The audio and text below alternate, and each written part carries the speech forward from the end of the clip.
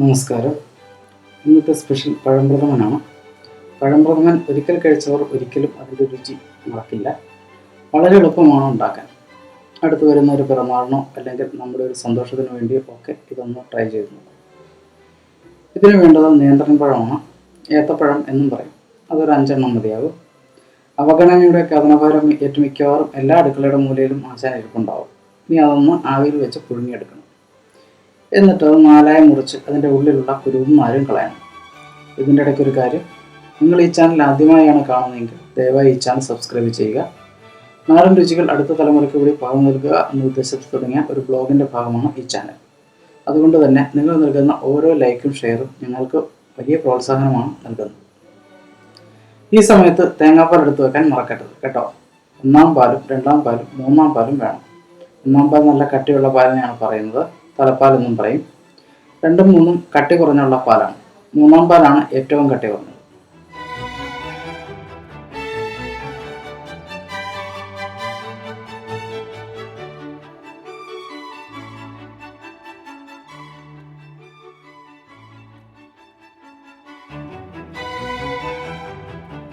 ഇത്തിരി മെനക്കെട്ട പണിയാണ് അല്ലേ? സാരമില്ല, ഒരു 5 പഴമല്ലേ ഉള്ളൂ. അങ്ങനെ കുരുവൊക്കെ മാറ്റിയത് നമുക്ക് മാഷ് ചെയ്തെടുക്കാം. ഉരുളക്കിഴങ്ങ് മാഷർ നമുക്ക് ഉപയോഗിക്കാം, അല്ലെങ്കിൽ മിക്സിയിലിട്ടൊന്ന് അടിച്ചെടുത്താലും മതി.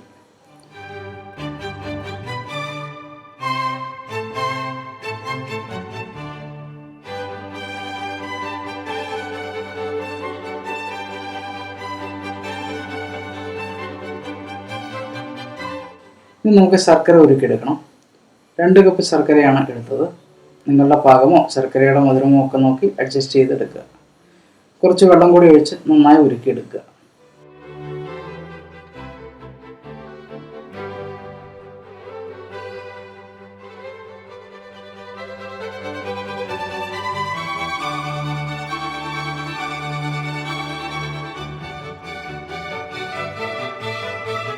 ഇനി ചൂട് കട്ടിയുള്ള ഒരു പാത്രത്തിൽ ഇട്ട് പഴം പുഴുങ്ങി പൊടിച്ചത് ഒന്ന് വരട്ടിയെടുക്കണം.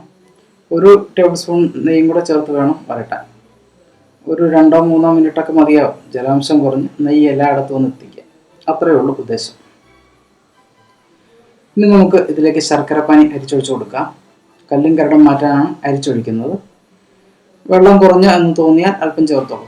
കുറുക്കി വറ്റിച്ചെടുക്കേണ്ടതാണ്, അതുകൊണ്ട് ലേശം കുറഞ്ഞാലും കുഴപ്പമില്ല. ഇനി അതങ്ങ് തിളക്കട്ടെ.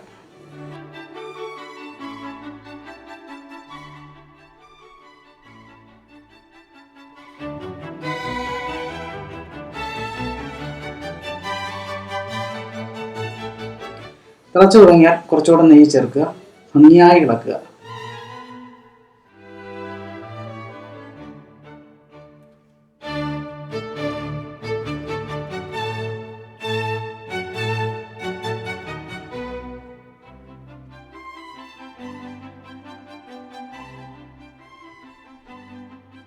ഇനി 3-ാം പാൽ ചേർക്കുക. 1.5 കപ്പാണ് ചേർക്കുന്നത്. തുടർച്ചയായി ഇളക്കിക്കൊണ്ടിരിക്കുക.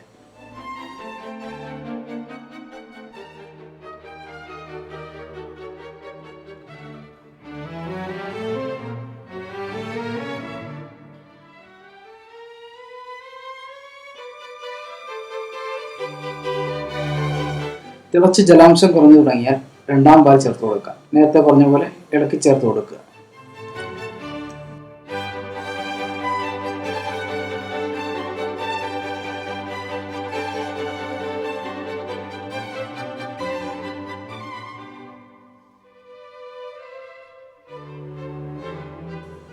തിളച്ച് ജലാംശം കുറഞ്ഞു തുടങ്ങിയാൽ നമുക്ക് 1-ാം പാൽ ചേർത്ത് കൊടുക്കാം. അതിനു മുമ്പ് നമുക്ക് 1-ാം പാലിൽ കുറച്ച് ഏലക്കാപ്പൊടിയും പഞ്ചാരയും ചേർത്ത് കൊടുക്കുന്നുണ്ട്. ഇതിപ്പോൾ ഒരു 1.5 ടീസ്പൂൺ ഉണ്ടാകും. പഞ്ചസാരയാണ് കൂടുതൽ, ഏലക്ക കുറച്ചേ ഉള്ളൂ. നല്ല രീതിക്കുള്ളതാണെങ്കിൽ 1/2 ടീസ്പൂൺ മതിയാവും. നന്നായി ഇളക്കി കൊടുക്കുക.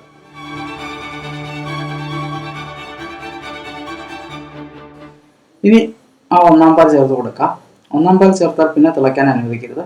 അടുപ്പിൽ നിന്ന് വാങ്ങി വയ്ക്കുക. ഇനി മേമ്പൊടി. നമുക്ക് ഒന്നുകിൽ കശുവണ്ടിപ്പരിപ്പ്, ഉണക്കമുന്തിരിയും നെയ്യ് തോർത്ത് ചേർക്കാം.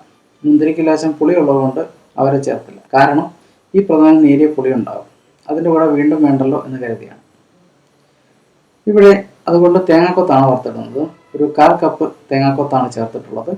അത് നെയ്യിൽ മൂപ്പിച്ച് പ്രഥമയിൽ ചേർത്താൽ പഴംപ്രഥമൻ റെഡി.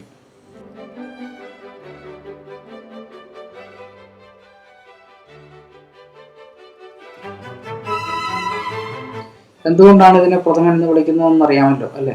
ഇല്ലെങ്കിൽ നമ്മൾ അടയില്ലാതെ അടപ്രഥമൻ വയ്ക്കുന്ന വീഡിയോയിൽ വിശദമായി പറഞ്ഞിട്ടുണ്ട്.